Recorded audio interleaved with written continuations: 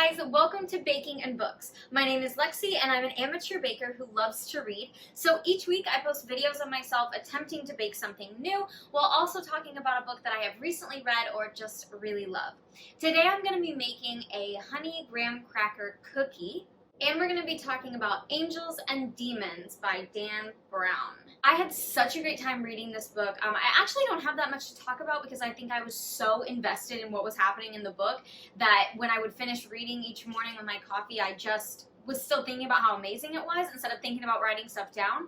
So it may not be a super long video, but I really loved this book and I can't wait to talk to you guys about it. Okay, let's go ahead and get started. Okay, so I did have to pre-melt my butter. They don't want it to be hot for this recipe, so I had to pre-melt it and then let it sit. But I think we're ready to get started. So I'm going to start with the synopsis, as always. So this book is about Robert Langdon. He's the main character, and this is a whole series, so we will probably get to that over the next couple of months because I'm excited to read all of them. But he is the main character, and he gets a call one morning that he needs to come out to CERN, which is a science research center, and help the main guy, whose last name is Kohler, or I assume that's how you pronounce it, because one of his staff members has been found dead. And the unfortunate thing, aside from the fact that this guy is dead, is that he was found with the brand of the Illuminati on his chest. Now, this brand is infamous, and it is never been actually seen. Historians just sort of know about it. So Robert is pretty much like, oh, this is probably a hoax. The Illuminati died out forever ago. They do not still exist. But then one thing leads to another, and I just don't want to give too much away. But basically, it becomes a race against the clock for him and this murdered man's daughter to not only solve the murder, but to save a lot of innocent lives in the process by defeating the Illuminati and foiling all of their plans. So it was a really fun book. I had a great time reading it.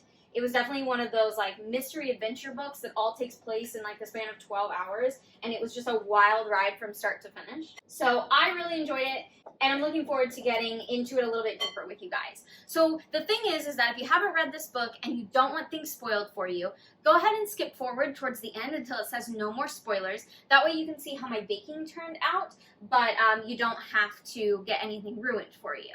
But if you've already read this book or you just don't care, then stay with me. We're going to get deeper into the book and continue with our baking.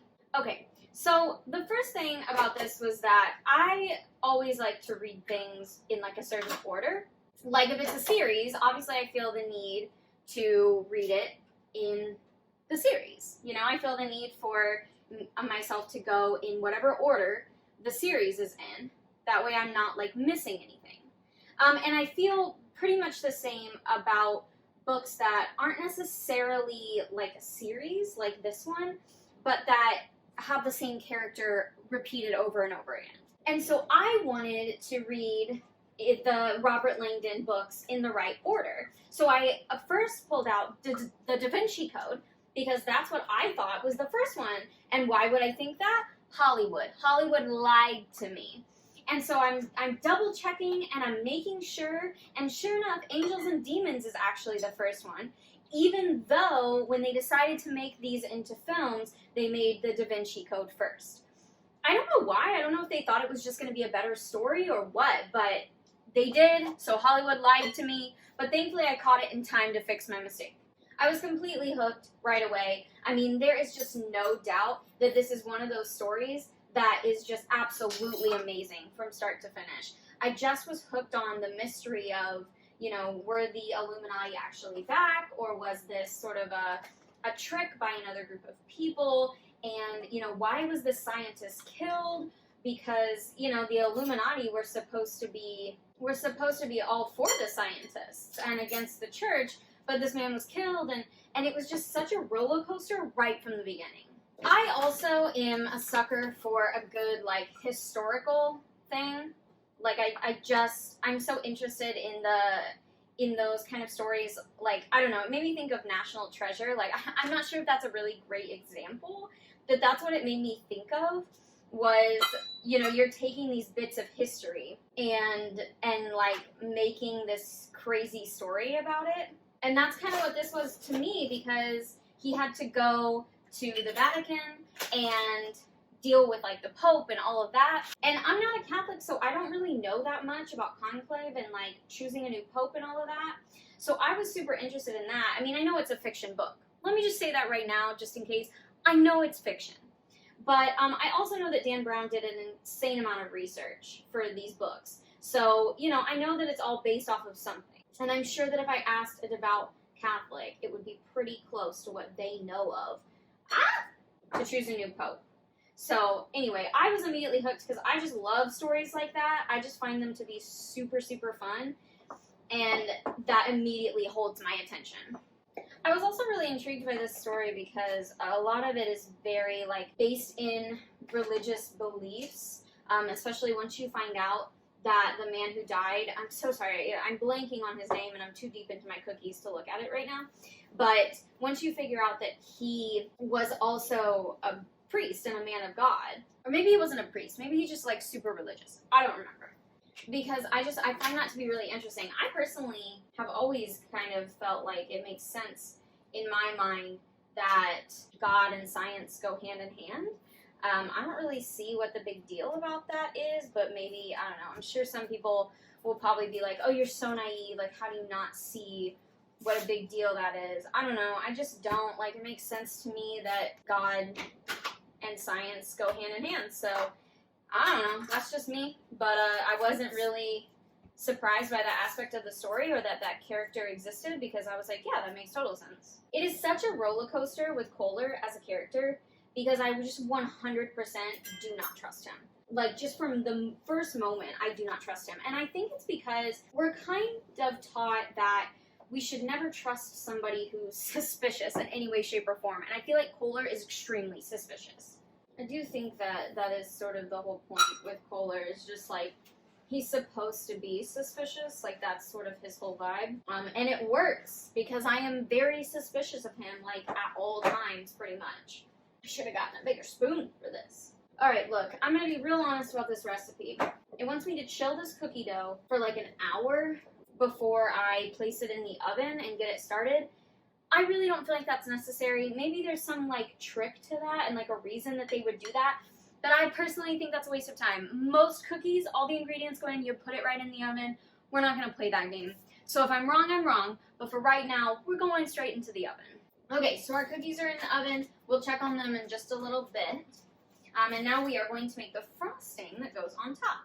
I really like that it's a fast-moving book.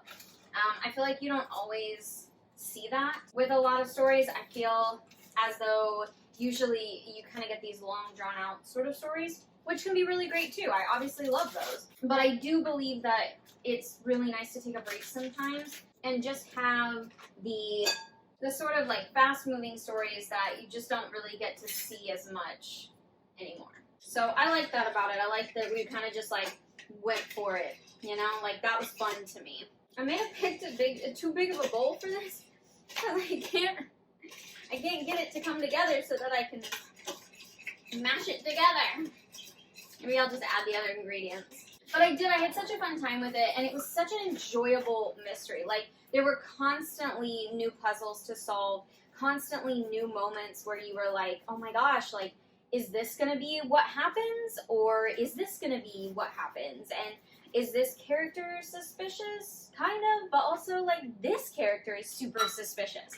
I love that. I thought it was so much fun. And, like, that's sometimes just the perfect kind of mystery that I think is really fun to be able to try to solve, especially as the reader, because when you have a really great writer like Dan Brown obviously is, you don't really always know the outcome, so it's really fun because you might be trying to guess all this stuff and you could be totally right or you could be totally wrong, just depending on which way the author wants to go.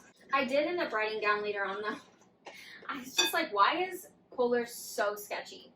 Like, why can't he just be like regular, not sketchy? Like, why does he have to be so weird about everything he's doing? I just feel like he should know the way he's coming off to people. Like, he should know that it's not working very well for him. And maybe you should think about what people are thinking about him, because then, like, he would be believed and the situation could have been resolved so much sooner. Like, he wasn't the bad guy, but it felt the whole time like he was, like he had something to hide.